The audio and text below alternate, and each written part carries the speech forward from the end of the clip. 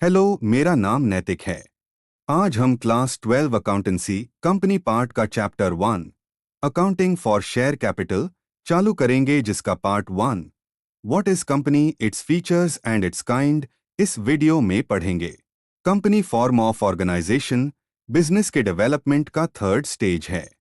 पहले लोग sole proprietorship और पार्टनरशिप में काम करते थे, लेकिन जब बिजनेस बड़ा होने लगा तो लोगों ने मिलकर एक कंपनी बनानी शुरू की। कंपनी के कैपिटल को कंट्रीब्यूट करते हैं लार्ज नंबर ऑफ पर्सन, जिसे शेयर होल्डर्स कहते हैं, जो कंपनी के रियल ओनर्स होते हैं। पर इतने सारे शेयर होल्डर्स के लिए कंपनी मैनेज करना पॉसिबल नहीं होता, इसलिए वो इलेक्ट करते हैं बोर्ड ऑफ डायरेक्टर्स, जो उनके बिहाफ पे कंपनी के अफेयर्स मैनेज करते हैं। कंपनी कंपनीज एक्ट 2013 के तहत रजिस्टर होती है। कंपनी के सारे रूल्स कंपनीज एक्ट 2013 के अंडर आते हैं, मतलब कंपनी अपनी मर्जी से नहीं चलती, सब कुछ लॉ के अकॉर्डिंग होता है। चीफ जस्टिस मार्शल ने कंपनी को डिफाइन किया था। A company is an artificial, invisible, intangible person existing only in the eyes of law. मतलब कंपनी एक कानूनी व्यक्ति है जिसे हम देख नहीं सकते, पर लॉ के नजरिए से वो एक रियल पर्सन की तरह एक्ट करती है। कंपनी अपना पैसा रेज करती है शेयर्स के थ्रू। कंपनी अपने टोटल रेज करने वाली कैपिटल को छोटे छोटे टुकड़ों में बांट देती है, उन्हीं टुकड़ों को शेयर कहते हैं। इन शेयर को इश्यू करने के बाद जो पैसा आता है उससे शेयर कैपिटल कहते हैं। इस चैप्टर में हम अकाउंटिंग फॉर शेयर कैपिटल पढ़ेंगे। कंपनी एक बॉडी कॉरपोरेट होती है जो लॉ के अकॉर्डिंग फॉर्म होती है। इंडिया में सभी कंपनीज एक्ट के अंडर रजिस्टर होती हैं, एक्सेप्ट बैंकिंग और इंश्योरेंस कंपनीज, जिनके लिए अलग लॉज होते हैं। कंपनी का एक सेपरेट लीगल आइडेंटिटी होता है, मतलब कंपनी अपने शेयर होल्डर्स से अलग होती है। वो खुद के नाम पे प्रॉपर्टी रख सकती है, कॉन्ट्रैक्ट साइन कर सकती है और बैंक अकाउंट भी खोल सकती है। कंपनी के मेंबर्स की लायबिलिटी लिमिटेड होती है।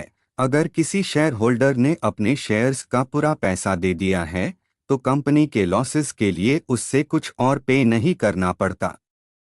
कंपनी एक आर्टिफिशियल पर्सन है, इसलिए वो एक इंसान की तरह मर नहीं सकती, चाहे मेंबर्स मर जाए, इनसेन हो जाए या इंसॉल्वेंट हो जाए। कंपनी एफआईआर भी एग्जिस्ट करती है। Members may come and go, but company continues for ever. Company is form by law, so company can end by law.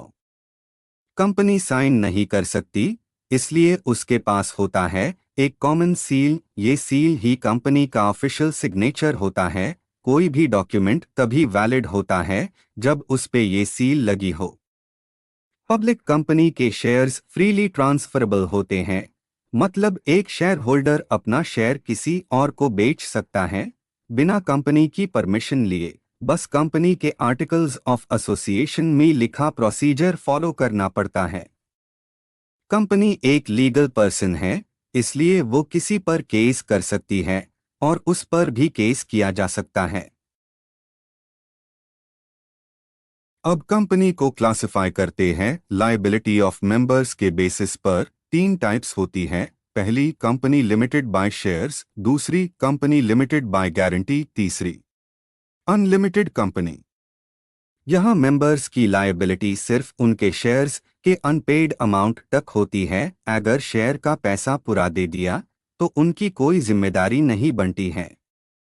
यहाँ मेंबर्स एक फिक्स्ड अमाउंट गारंटी करते हैं, जो वो सिर्फ तब देंगे जब कंपनी वाइंड अप हो जाए।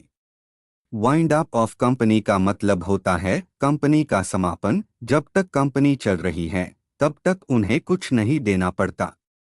जब मेंबर्स की लायबिलिटी की कोई लिमिट नहीं होती, मतलब अगर कंपनी के पास पैसा नहीं बचा तो मेंबर्स का पर्सनल प्रॉपर्टी भी इस्तेमाल हो सकती है। ऐसी कंपनी को अनलिमिटेड कंपनी कहते हैं। इंडिया में ये टाइप ऑलमोस्ट नहीं मिलती। दूसरा बेसिस है नंबर ऑफ मेंबर्स। इसके अकॉर्डिंग कंपनीज तीन टाइप की होती है।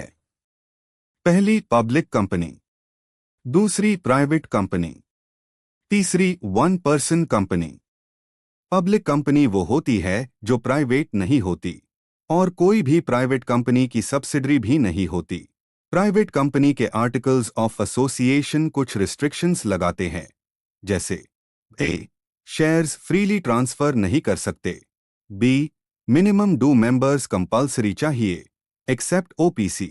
सी. मैक्सिमम 200 मेंबर्स अलाउड होते हैं। ओपीसी एक नया कॉन्सेप्ट है कंपनीज एक्ट 2013 के अंडर। यहां सिर्फ एक पर्सन ही कंपनी का मेंबर होता है, लेकिन कंडीशंस है। वो इंडियन सिटीजन और रेजिडेंट होना चाहिए। बी.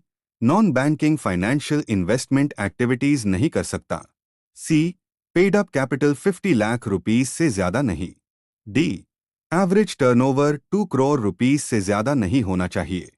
तो कंपनी एक लीगल पर्सन है जिसका अपना एग्जिस्टेंस है, अपनी प्रॉपर्टी है और अपने राइट्स हैं। नेक्स्ट वीडियो में हम समझेंगे शेयर कैपिटल और इशू ऑफ शेयर्स के स्टेप्स, एप्लीकेशन, अलॉटमेंट और कॉल्स के साथ जर्नल एंट्रीज।